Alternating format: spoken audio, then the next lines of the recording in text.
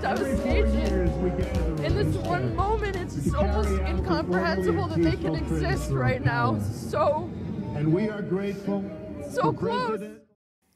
Trigger warning. This podcast is intended for men.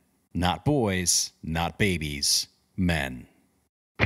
This is how we disable toxic masculinity. We need to kill all men. This pagan patriarchalism that is coming back out of the shadows. Feminists hate patriarchy. It's the woman that runs the show, and the woman that runs the community and is the backbone of that area. I'm a nasty woman. A loud, vulgar, proud woman. Patriarchy. You are male privilege. Are you saying you have authority over me? Go get your superior. I personally can't see why egalitarianism would be a bad thing. The assumption that wives should make babies instead of money is part of patriarchy.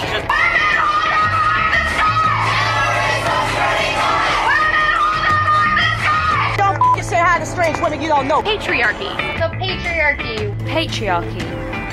Patriarchy.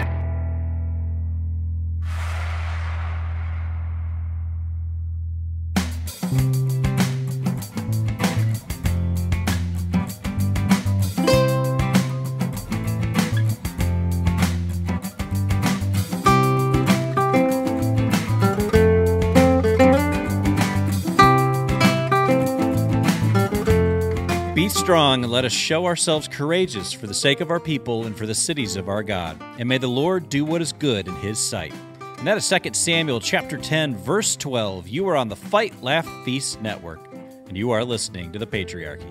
My name is Tony DePani, and I am joined by my co-host, Pastor Joseph Randall Spurgeon. Woman, get back in here and make me a sandwich. Joseph, what kind of sandwich are you eating today? Well, here's the thing, man. I'm trying to get me a sandwich, and I'm in the middle of fixing one. Kids are running around, making all kinds of noise. We're trying to record, and it sounds like an explosion going on there. Like some of the kids are playing like a trumpet or something. And Tony, didn't you ask me? You said it sounds like an elephant in there. What are you guys doing? And the thing is, we can't really talk about it.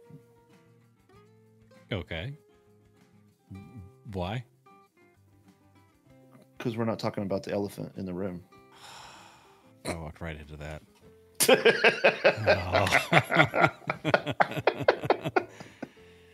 Oh, why didn't I see that one coming? I just lobbed that one up like a softball. So do you even have a sandwich? Oh, no, because the elephant stopped me from eating it. Yep. Yeah, sure. Okay. Nice excuse. Okay. Well, my sandwich isn't super interesting, but it's just a ham sandwich, Swiss cheese. It's got some mustard on it and on wheat bread, but it's good. I mean, ham and Swiss cheese and mustard has a kind of a good zesty taste to it. But yeah, it's not super exciting, but it's a good sandwich. It's a good sandwich. Hey, it takes your wife a lot of work. She had to slaughter the pig. She had to butcher it, cook the ham, just get it just right. You probably had to smoke it. And I don't know how she made the mustard. You're going to have to tell me about that. I'll have to ask her. I'm sure it had to do with, she probably harvested, the mustard seeds and ground them up. And one of those, I don't know, all the wives are probably saying what I'm trying to think of right now, the little mortar thing. I don't know, the little dish with you grind up stuff in it. I don't know. Pestle and mortar? Yeah, there you go, that one. And see, I said all the wives would know, and you knew. You grind all that, and you make your mustard with it, and something like that. I don't know. I have no idea how you make mustard. I just know it has mustard seeds. Well, if you have faith. Oh, man. You are just full of dad jokes tonight, aren't you? A Christian dad jokes, I guess, at that point. That's a ChristianDadJokes.com. That's my new website. Oh, no. Oh, boy. Oh, usually what I do is I just copy the regular dad jokes. I just wait about 3 or 4 years and make them not as good. That's a low blow. It's true, but that's a low blow. Oh, man. Yeah, right? That is, Wow. Yeah, that is very true. All right. Enough of that, though. On to our next segment.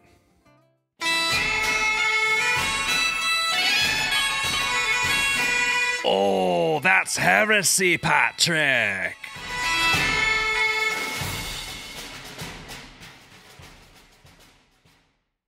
Hey, this is Father Andre again, and we're talking this week about parables. What these parables mean to us and what Jesus is trying to get us to understand about God's love through these parables. Yesterday, we talked about the sower and the seed and the abundance of Christ's love and grace for us.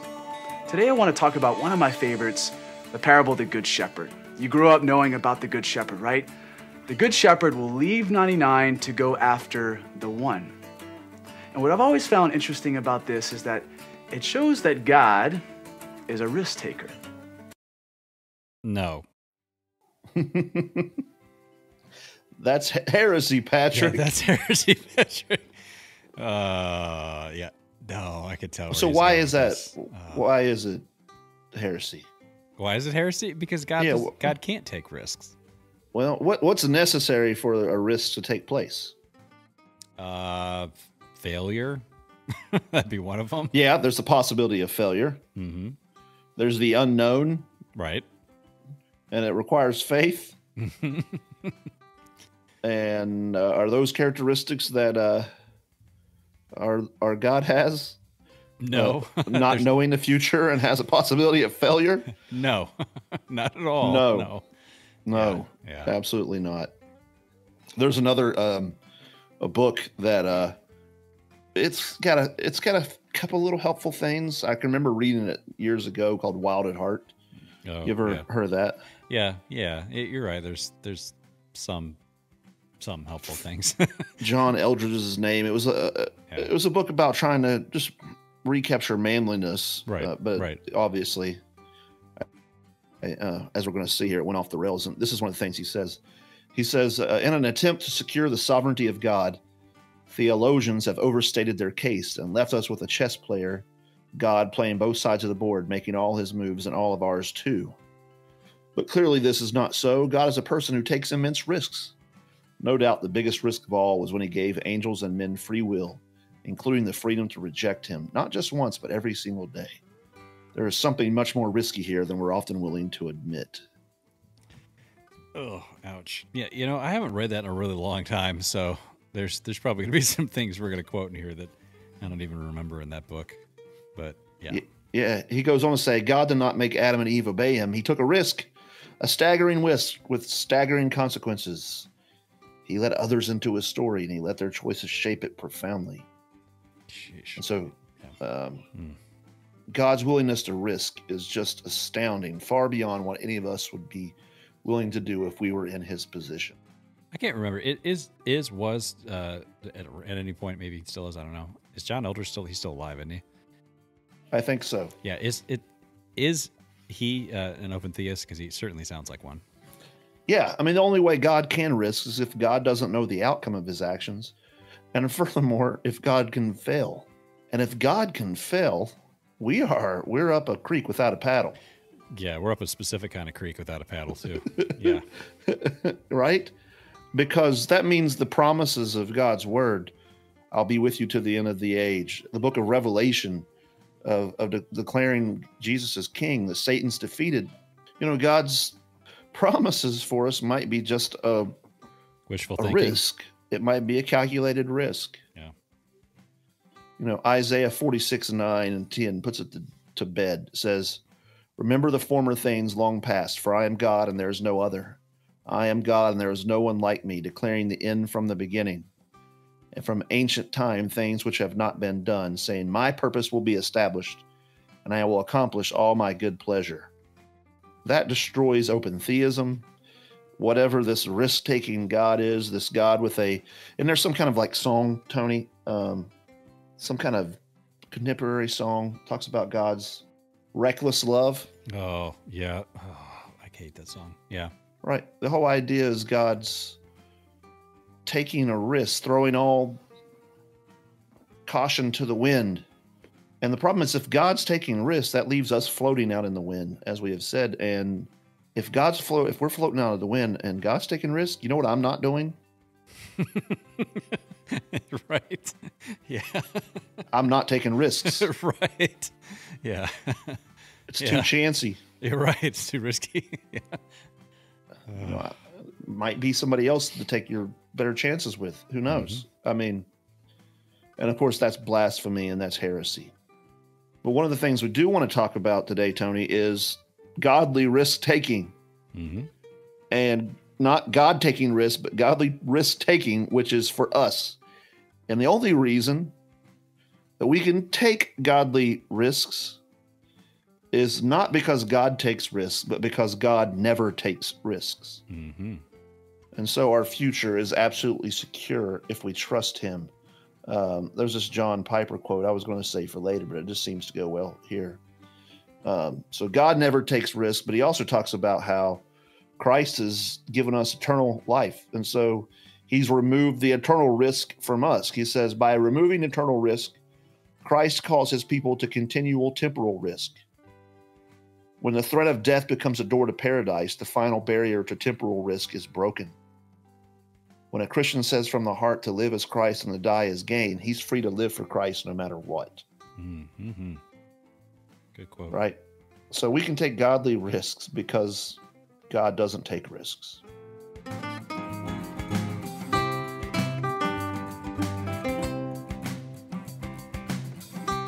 Now, there's some examples of godly risk-taking in the Scripture.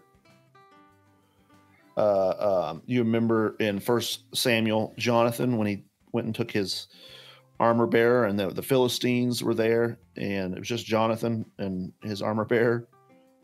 You remember that story? And this is what Jonathan says to the young man carrying his armor.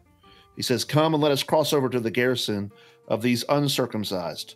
Perhaps the Lord will work for us. For the Lord is not restrained to save by many or by few." And then what do? They go out, just him and his armor bearer, and they defeat the Philistines. Because they trusted God, that God knew and held the future in his hands. Another example of godly risk-taking that comes to mind is Shadrach, Meshach, and Abednego. Yeah, very much so. So you remember their story, the idols they were supposed to fall down and worship, and quite a risk from human speaking to not bow down, because you're going to the option seems to be you're just going to be burnt to a crisp in a furnace. Yeah. Right? Right, yeah. And they don't bow down. They refuse to bow down, and then they're brought before King Nebuchadnezzar. And he's like, why are you not bowing down? And one of the things I love about their risk-taking, their godly risk-taking, is they tell Nebuchadnezzar, we don't need to give you an answer. We don't answer to you, Nebuchadnezzar. But they say, could have been done right then and there, yeah.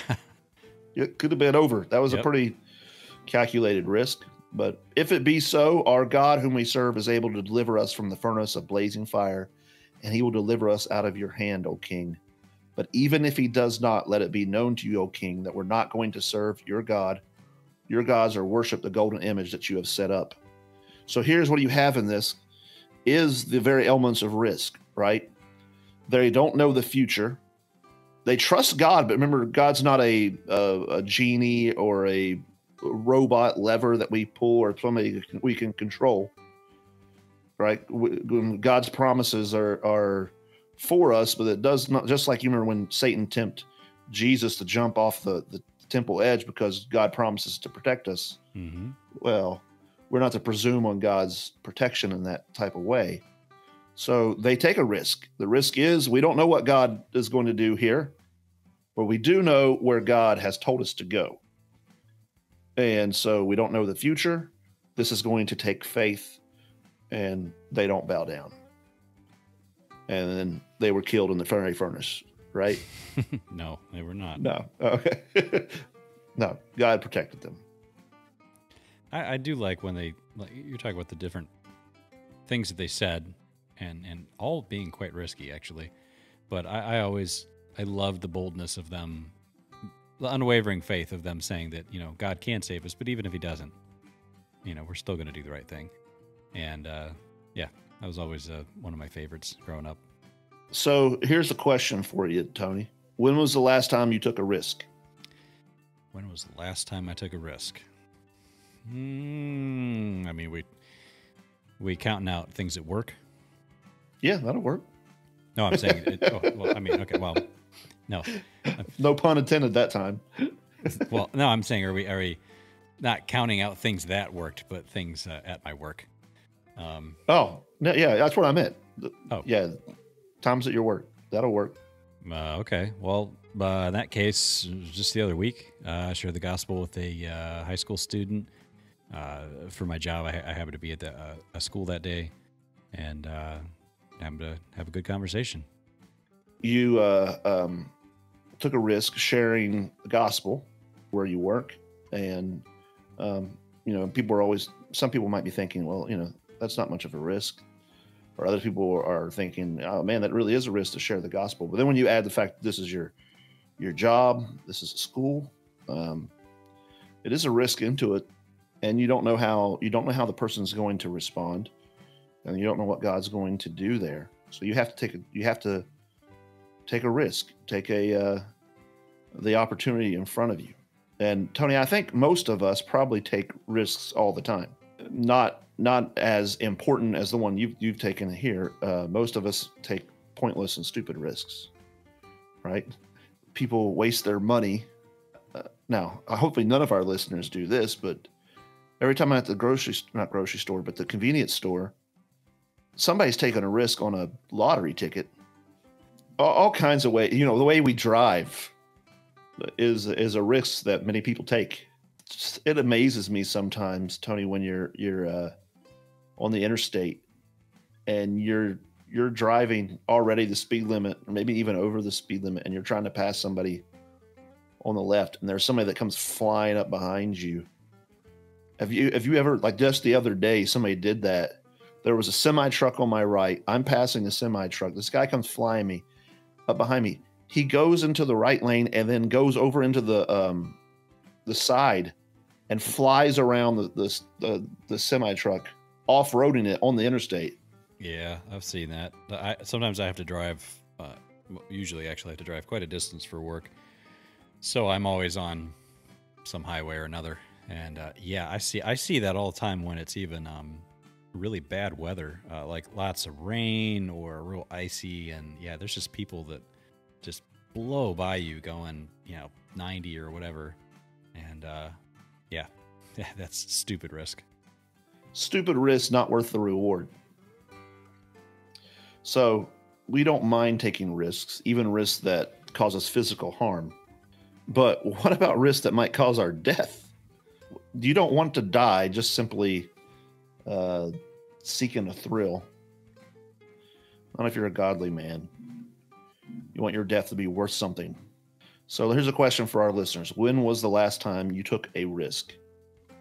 Right? Maybe you're the young guy and there's that girl at your church. When was the last time you asked the girl out on a date? Right? You want to get married. You're always thinking, man, I want to get married. And there's this girl I like, but you're too afraid to go ask, or to go ask her father, right? You're too afraid of getting your feelings hurt. This next question we had previously beforehand. Some of this stuff has come from us, from Stephen Baker, and he wrote this question, was, have you risked spoiling a relationship with your office mate by sharing the gospel with them? Are you more interested in your comfort than their salvation? Mm-hmm. Have you ever had like a big dream and you're too afraid to fall on your face? Maybe you're in a job that you absolutely hate, and there's no movement up on this place. There's nowhere you can go from here, but you're just afraid to take a chance somewhere else. Yep. I'll speak from personal experience. I've been there and done that. That's a stupid thing to do, is stay at a job that is terrible. I mean, for multiple reasons. I stayed at one for years. And even my own wife was, you need to get another job. You need to get out of this place. There's nowhere to go. It's a terrible place. They treat everybody terrible. And yeah. Now listen, Tony, the risk sometimes for some people maybe actually staying in that job. Right. Yeah, for sure. And I think but not for you. I think you were wise to get out of there when you got out of there. There's a lot more backstory to that one that we're not going to go into right now. But for some people that don't ever stick out a job for every, they're jumping job to job. And that's a lot of young men. Yep. I mean, it was me when I was younger. The risk was actually staying at a place where I would have to submit to other people. Right. So, but there are godly risks. And the thing is, if you don't try, then you'll never fail. I think that is kind of failure, though. Exactly. Martin Lloyd-Jones said, if you do not attempt anything, you will succeed every time. It's not much of success, but yeah, that's true. You'll succeed at not attempting anything. Succeed in failure, I guess. I don't know. Yeah. So godly risk-taking. Now, we got more to say about this and some practical things to it, but I think it'd be good to go to our interview now and discuss with a young man who's taken some risks, even in just the nature of how him and his wife are going to live, the house that they built, and the job that he does. We're going to take a break. When we come back, we're going to be on the line with Jordan Goodwin, a man who is well-versed with quite a few risks and some that not a lot of us have taken. So stick around. You are listening to The Patriarchy on the Fight, Laugh, Feast Network. We'll be right back.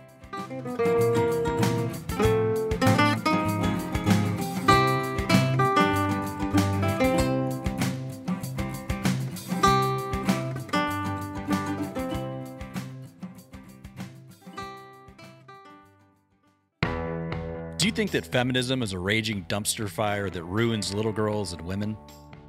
Yeah, so do we. Do you think that little boys are not defective girls, and that they should run around, act crazy, get dirty, and play with toy guns? Yeah, so do we.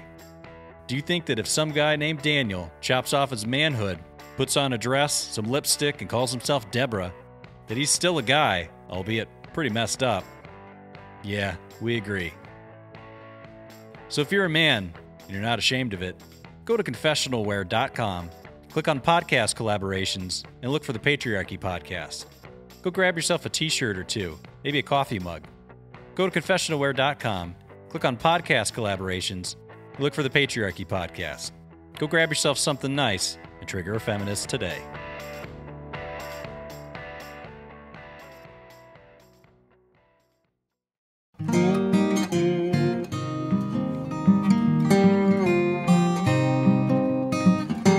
We are on the line with Jordan Goodwin. Jordan was raised in Middle Tennessee. He is a full-time blacksmith. He's built his own home, and he's married to his wife of almost 7 years, Atlanta, and together they have 4 children with 2 on the way. Jordan, welcome to the Patriarchy. Thanks for having me. Jordan, we're glad to have you. From time to time, we try to highlight young men who are busy being working hard and working with their hands and things like that. You're pretty young to be in the patriarchy. So my question is for you, Jordan, first off, is shouldn't you be doing like all the other millennials and cross-dressing and eating some Tide Pods, whatever they're called? Oh, I know lots of fine millennials, I'll just say. Or I've never understood, is millennial just an age range, or does it go further than that? Technically, I think it's an age range on paper. Yeah. Might be a mindset. I think to all of us, it's taken on more of the mindset meaning as well. But anyway, so I'm in the age range, but definitely not the mindset. All right. Closest thing I get Tide Pods is beef jerky. So. Hey, there you go. All right. Well, Jordan, we did want to bring you on and talk about how you became a blacksmith, and so why don't you kind of tell us a bit how you were raised and kind of what got you interested in a trade like blacksmithing? So I was raised on a hobby farm, you might say. Lots and lots of things going on and growing, but never a lot of money being made, so more of a hobby farm. My dad has worked a full-time corporate job most of my life, and since I was very little. But he was a bit of a history nut, and when I was very young, he introduced us to the Disney Davy Crockett movies that he loved as a kid. And back when Disney made things that were at least somewhat manly. You're right. And that pretty much started it all. I spent many years between the ages of 6 and 13 or 14 wearing a coonskin cap everywhere. Became a real history nut, and then later in my teenage years got into Civil War reenacting and things like that. And anyway, so I've always had a love for history and everything old. And I knew I wanted to farm by the time I was 12 or 13. I knew I wanted to have a homestead, and I wanted it to be old-fashioned, and I wanted to do things more old-fashioned than a lot of people. And it was kind of that line of thinking that persisted that drew me to my future wife when I was 18. And she had many of the same aspirations. So I always knew I wanted to get into blacksmithing because I wanted to be able to make my own tools and hardware for the farm. And I had no idea how difficult it would be to learn, but I always grew up busy with my hands, sewing buckskin clothes for myself at a young age and trying my hand at making knives and all kinds of stuff like that. But I didn't get to try blacksmithing until I was 18 and building my house and wanted to start making hardware.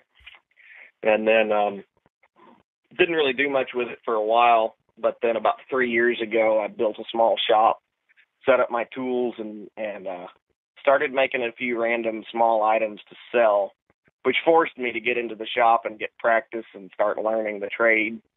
And about a year ago, I decided that the blacksmithing business had grown to the point where I couldn't juggle it and our other full-time home business, which was a fabrication business, of all things, making miniature beds. And I decided I liked blacksmithing a whole lot more than welding and fabrication. And so I didn't have to decide that. I knew that already. But when it got to be too much to do both, then we went full-time with the blacksmithing and quit everything else. So it's been a wild ride. Nice. Jordan, you built your own home, right? Yeah, when I started courting my wife when I was 18, I already had interest in building a log home. I was already thinking about it, been inspired by a friend. And so when it was becoming apparent that marriage was on the horizon, even before we were engaged, I started work on the house. I cut all the logs off of the family farm, with the exception of a few I bought off the next door neighbor. And my dad, when I was very little, made a living before he took the corporate job, made a living with a small sawmill. So we've always had the sawmill, and I just got to say, I'm doing a very patriarchal thing right now. My wife just brought me a jar that needed opening. And gave it to it. I'm not done. Anyway,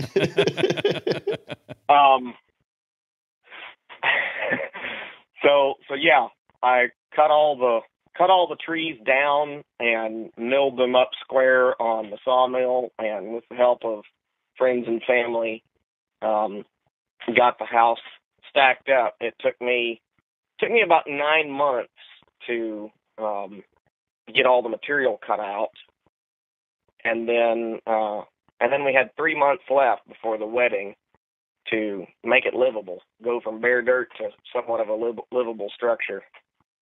My father-in-law said he'd prefer 4 walls and a roof, and I asked him when he came for the wedding if he thought this would do, and he said, well, he guessed it'd have to.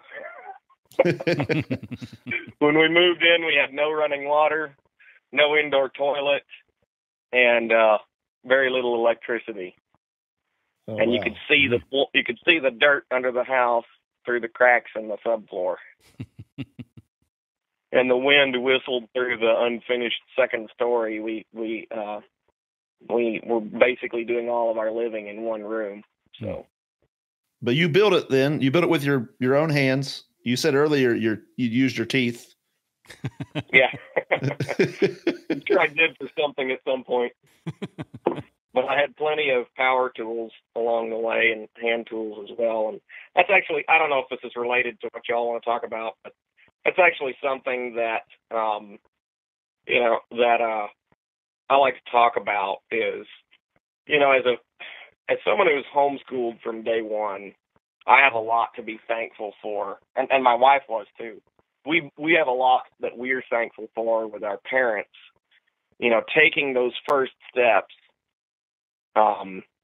towards, trying to live more biblically as Christians and thinking outside of the box and, questioning the way things are usually done in our sad society.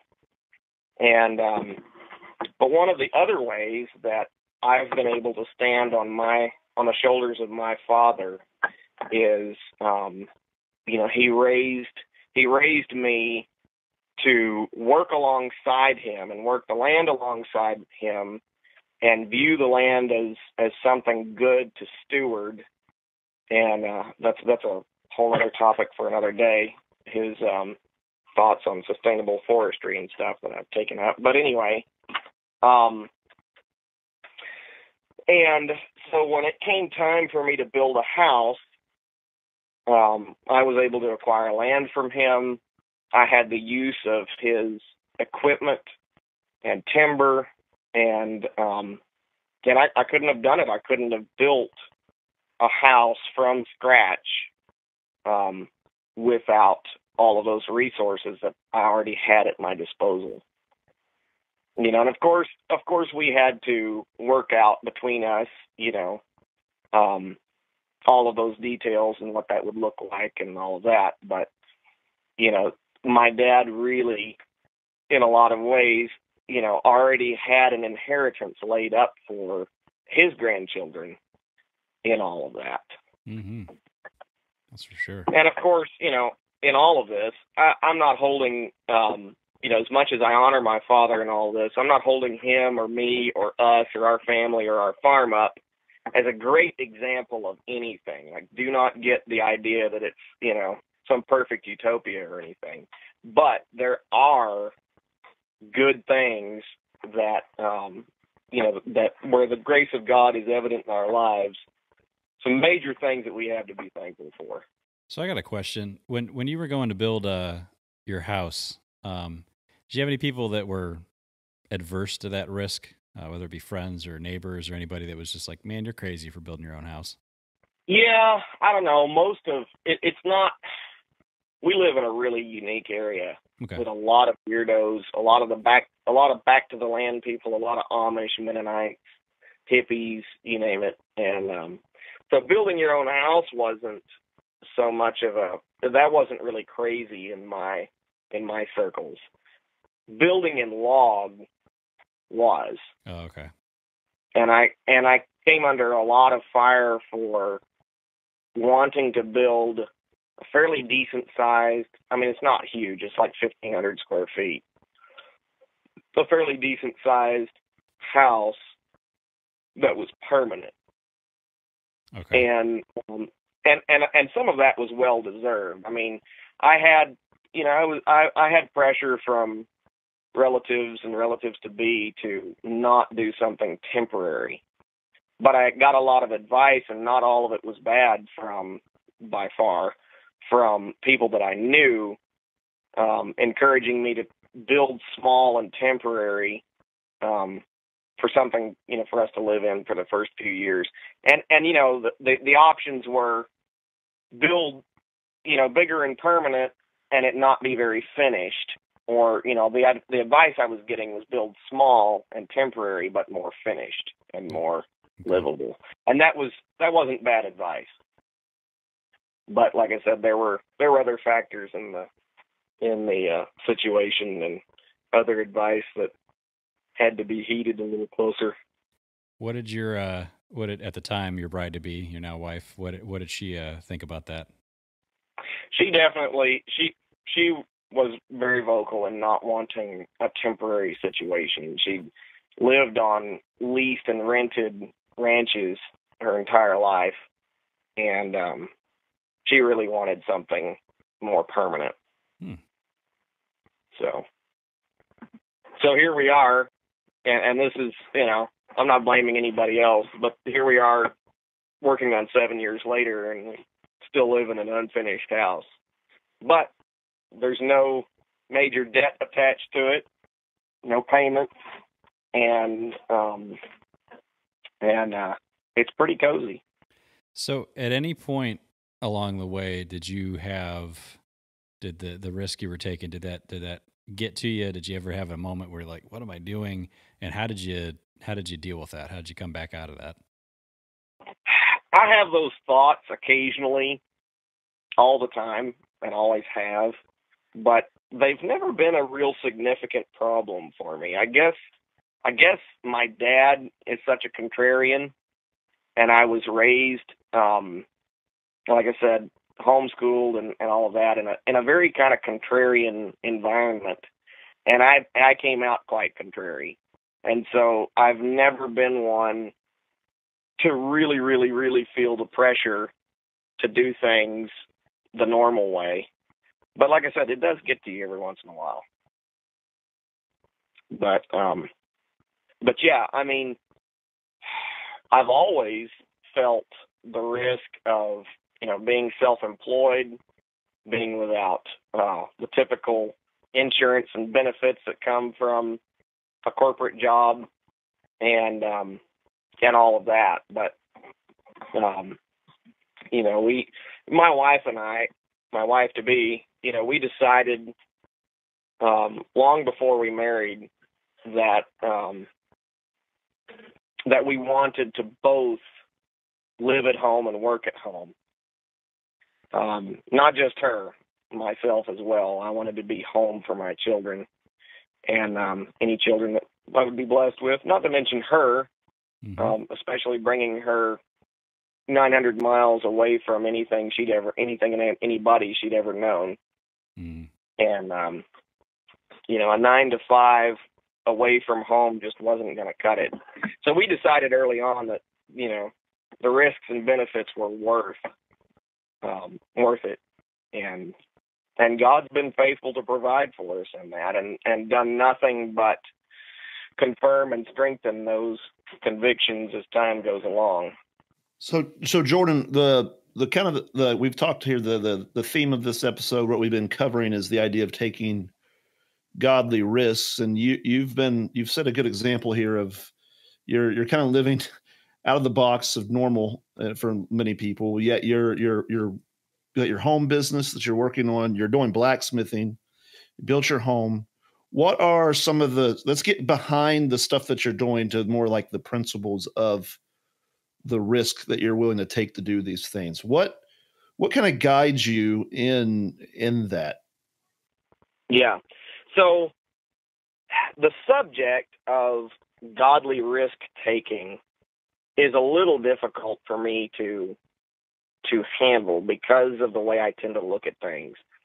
And I guess what I mean by that is, while we all, and I'm no exception, have to weigh risks when we're making decisions, I have always just started with principles and run with them, regardless of the consequences, if that makes any sense. Now, like I said, I still weigh risks, but I don't tend to think of myself as a risk taker. I tend to think of myself as, I look at a principle that I believe in, and if I believe in it and believe it to be scriptural, then I don't really have a choice. So while there are real risks, I don't really look at them as risks. I look at them as just necessary and potential consequences. I don't know if that makes any sense, but like I said, I just have a hard time wrapping my head around the risk aspect of it, because I see things more as duty than risk, if that makes any sense. Damn the torpedoes and full speed ahead. to quote a Yankee, you know. So. Well, what kind of practical advice that you have, maybe for some of the men listening, whether they're going to build their own home with their teeth, or they're going to, be a blacksmith or not, whether they're just building up their home with their families and their wives. Yeah. And you painted it very clearly. What's guiding you in this risk stuff is not focusing on the actual risk aspect, but it's the principle and faith. But what practical advice on that do you give our listeners? And here's where we do get into risk evaluation. This is helping me articulate it maybe a little better. My practical advice to anybody, whether they're starting out, and boy, do I have a lot to say to 14 and 18-year-old me, as I'm sure we all do. Yeah. But my practical advice to anybody, whether they're starting out or they're anywhere along the road, is ask yourself, what are you risking with your lifestyle? And, because I asked myself starting out, was it worth risking the potential relationships I could have with my family, with my children and my wife, by taking a 9-to-5, job with anybody else, and being away from my family for the majority of my time.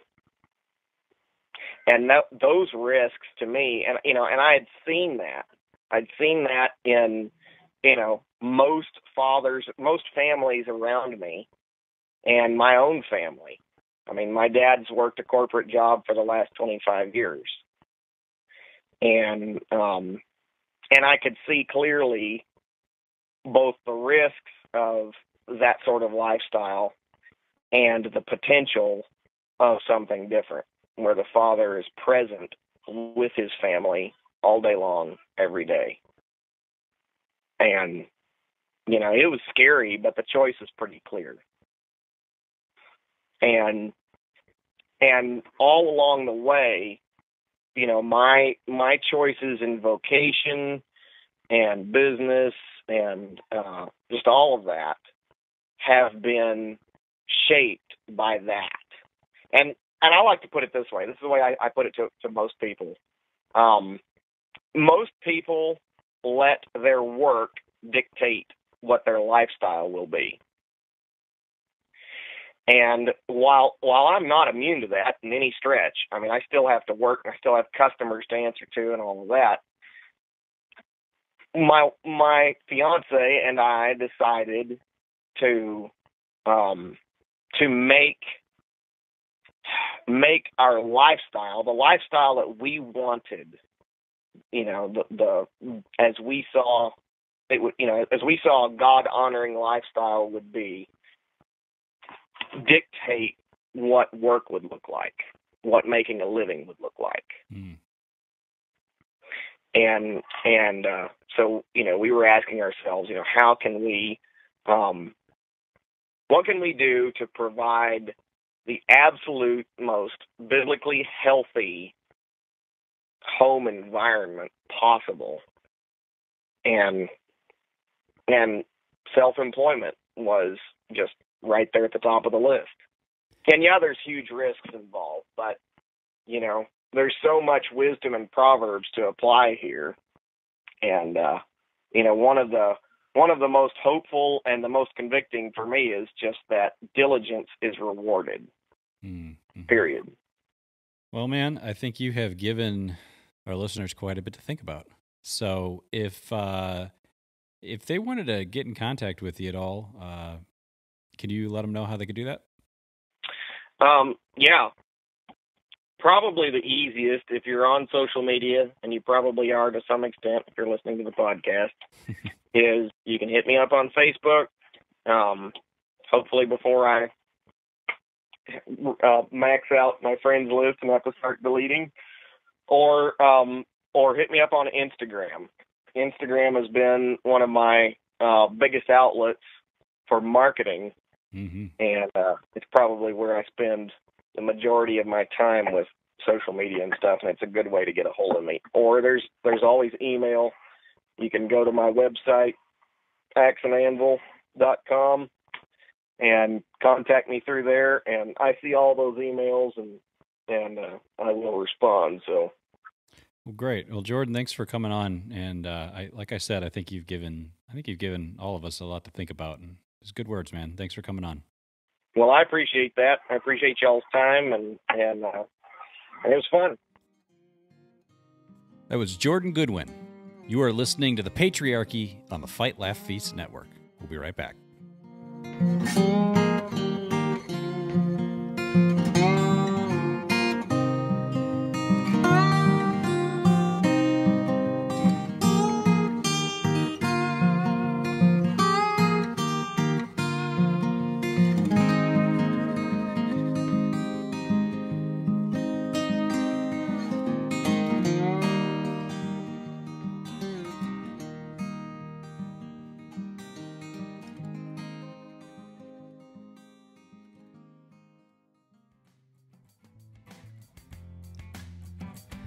Welcome back. I don't know about you, man, but I was encouraged by that. I thought that was, being a young man, he had a lot of wisdom there.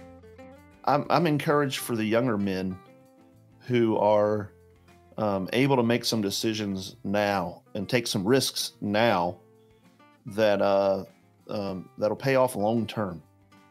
The longer you wait to take good risks, it's actually quite risky. to not take good risks when you're young. Then you're stuck when you're older. So what are some keys though for risk taking? And what's the difference between godly risk taking and just kind of throwing all caution to the wind, just taking a shot in the wind? Right. There's godly risk taking, and then there's just recklessness. Yes, that's the word I'm looking for. Thank you. So what's the difference? Well, I've got 5 key points here that I think are helpful and help you guide you in your risk taking. So number 1, know your map. Know your map. You need a godly plan. You need a good roadmap of where you're going, even if you don't exactly know all the details. So today, in a map, probably some of our listeners are like, "What's a map? I just know about Google." Yeah. Right. I got the GPS, but like a map you would open up and it might be outdated. It might be like,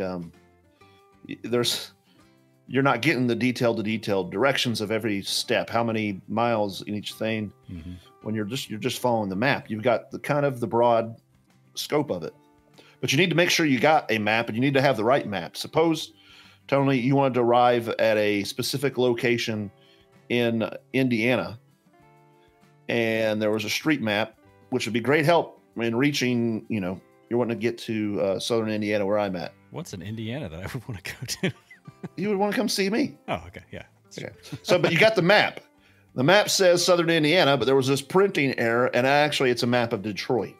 Oh wow. Yeah. Can you imagine being frustrated, the ineffectiveness of trying to reach your destination? I would imagine you'd be way off course, and not to mention that you'd be in Detroit. So, yeah, you can really, you can try a lot harder with that map. You can be really diligent with that map. You can double your speed. You can make really good risks with that map. But the problem is you're getting to the wrong place just faster. And so godly risk taking needs to have God's map. You need to have God's purposes lined out. You need to go back and listen to the episode on godly ambition, really. if you're driving with the wrong map, it's like you're driving with a map of Detroit, and no one wants to go to Detroit. Sorry for any of our listeners that are in Detroit, but you should get out of Detroit. Go to Southern Indiana. It's a good place. Just don't wring my neck when you get here. Okay. Number 2. So you have the godly map. You know where you're going. You've got a game plan. So you're not just shooting in the wind. The next thing, and really this thing can happen simultaneously, and maybe even before you're looking for a large risk, is that you're practicing in private. There's this book, I can't remember who said it, but he said private victories precede public victories. Mm-hmm. And I thought it was very helpful. Right, risk-taking needs to be in connection with a life connected to Christ, not only in public but in private. So somebody who's only worshiping God on Sundays, they're only going through the motions, they don't have the faith in Christ to take a stand. Right, if you're not daily invested with Christ and you're practicing reliance on Him in the day-to-day things, how in the world are you going to trust Him to the big risks?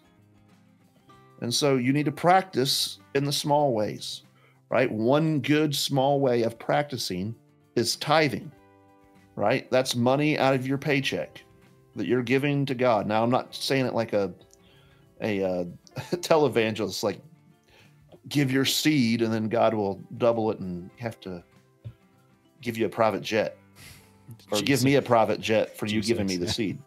Yeah, exactly. That's more like it, yeah. But tithing does show a reliance and a trust on God with your finances. And are you going to do that? Are you going to trust Him in difficult, in little small ways? And then when it comes to the big issues, you'll be able to take the risks. Third point is being proactive. Being proactive. So this is helpful anywhere, but in particular in taking risks, in that so many of us, we let circumstances and the things happening around us come at us, and we're basically just reacting to everything around us, reacting to what other people are doing, reacting to circumstances, and we're always reacting, and our response then is always conditioned on what is happening to us. But to be able to be ready for godly risk-taking, you need to be proactive. You think of even the word responsibility. If you break that down, it's helpful to break that down into 2 words: responsibility, like your ability to respond. And if you're always reacting, you don't have a lot of responsibility in that sense. But proactive persons see circumstances, see what's happening, and yet they are making decisions not in response necessarily, but in a they are responding, but they are responding in a positive, where do we go from here kind of attitude, rather than, oh man, this stuff's happening to me, I don't know what I'm doing. You know, our victimhood mentality in our culture is reactionary. Everything's reactionary. But a godly risk taker is able to be proactive. This is the circumstances I'm in. How do I get to a better place? Or how do I go to somewhere where God would want me better at? And then the last, 2 more points, but the last more lengthy one is that you look before you leap. And it's kind of similar to the first point. You're not just blindly leaping. Good risk-taking is not erratic. It isn't risk-taking that hasn't done its work. So you've got the map. You know where God wants you to go. And now you're studying the situation. You've already been trusting Him on small things. Now you're being proactive. And you're remembering Jesus' words about building a house. No man builds a house without counting the cost. Right? Now you're getting control of the situation. Where are the things that God wants me to go to? That maybe I need to start sharing the gospel with people at my work. And so you're getting the lay of the land. Right? You're weighing the when's the appropriate time, when's the right time for this, and so you're trying to get all the information. But here's the thing: you're looking before you leap. But then the very next point here, the 5th thing, is you have to leap. Right? You can't eventually you can't be allowed the paralysis of analysis. That is, you can't be paralyzed by fear. You've seen all the different choices. You know which direction God wants you to take, or at least the general direction.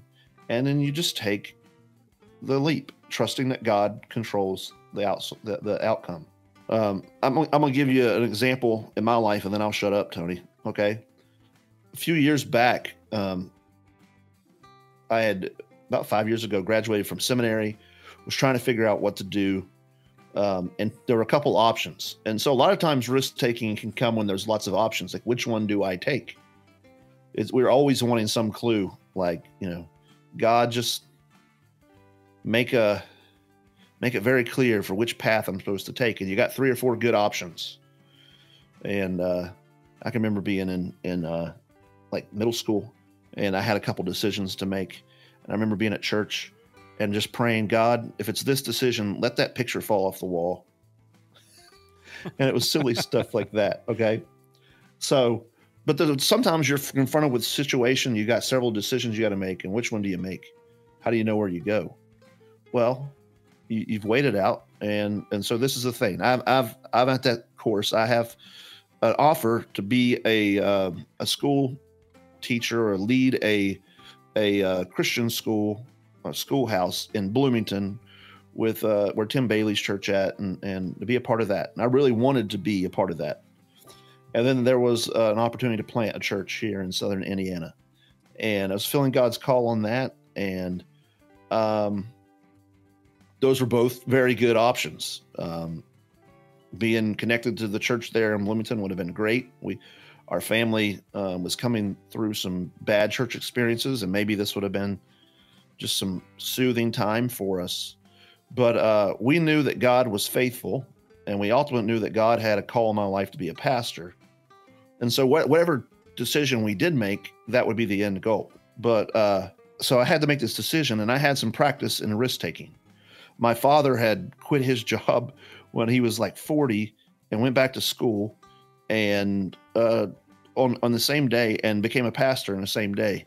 It was a great example of taking faith and going where God knew. Same thing. I had taken a leap of faith to go to the seminary that I had gone to. We got to the seminary without any kind of jobs and money to pay for it, but we knew God wanted us there, and God had provided enough to get us to there. And so we were taking a leap of faith. And when we got to the seminary, we got the jobs and that we'd already been working for, and God provided. And if God always provides when you're seeking to follow him. So I sought out the information, tried to be proactive. I probably could have done better. Looked at all the options, and you know what? They were both good. And you're always beating yourself up, like, what do I do if I take the wrong one? Am I going to be destroyed and all that kind of thing? And you know what you do? You just take a leap of faith in the one that your heart desires on. Mm-hmm. Yeah. And that's what we did. We took a leap of faith of the church planning. Even if I had done that and no church would have materialized out of it, it completely failed, you know what? God was going to provide for me and my family. Mm-hmm. And he has. And man, I have been trusting him the whole way. Now, our church, we're still in the progress of growing, but we have grown. And God has provided for me and my family, and in amazing ways. And not that I'm the perfect example of risk-taking, godly risk-taking, but I do want just to let our listeners know, man, if you're faithful to just trust God and try to attempt good things for God where he's called you, God provides. That he does. That he does. He has continued to provide for this show, for the both of us, and for the network. And we wanted to take a minute again to thank those of you that have signed up to become Fight Laugh Feast Club members using our code to support us. You are taking a godly risk on us. And, it wasn't that long ago that Gabe and Knox and Toby took a godly risk on two guys that were going to start a podcast about biblical masculinity, and had this shrieking feminist intro idea. And they took a risk on us. And we continue to appreciate that. And we appreciate the members and the support that you guys show us every month. If you'd like to be part of that and you believe in this show and you want to take a godly risk on us, Go to fightlaughfeast.com, click to sign up to become a member, and use the code Patriarchy when you do. It goes to support our show, and it goes back into the network to help us continue to grow and make better content. Speaking of growing, if you did not know, the Fight Laugh Feast Network now has an app. So you can get that on the Android App Store. You can get it on the Apple App Store. It's also available on Roku and Amazon Fire. You can actually even get it on your Apple TV as well. So go to one of those app stores and search for Fight Laugh Feast Network. Download the app. You can sort through the shows. If you are already a club member, it actually has a portal for that as well, so you can sign in there. It has links to blogs, and there's more to come. So go check that out. Go search for Fight Laugh Feast Network in your app store. So until next time, if you have not yet bowed your knee to Christ, repent and believe. And if you have, this is our call to you. Build, fight, protect, lead. This is the Patriarchy.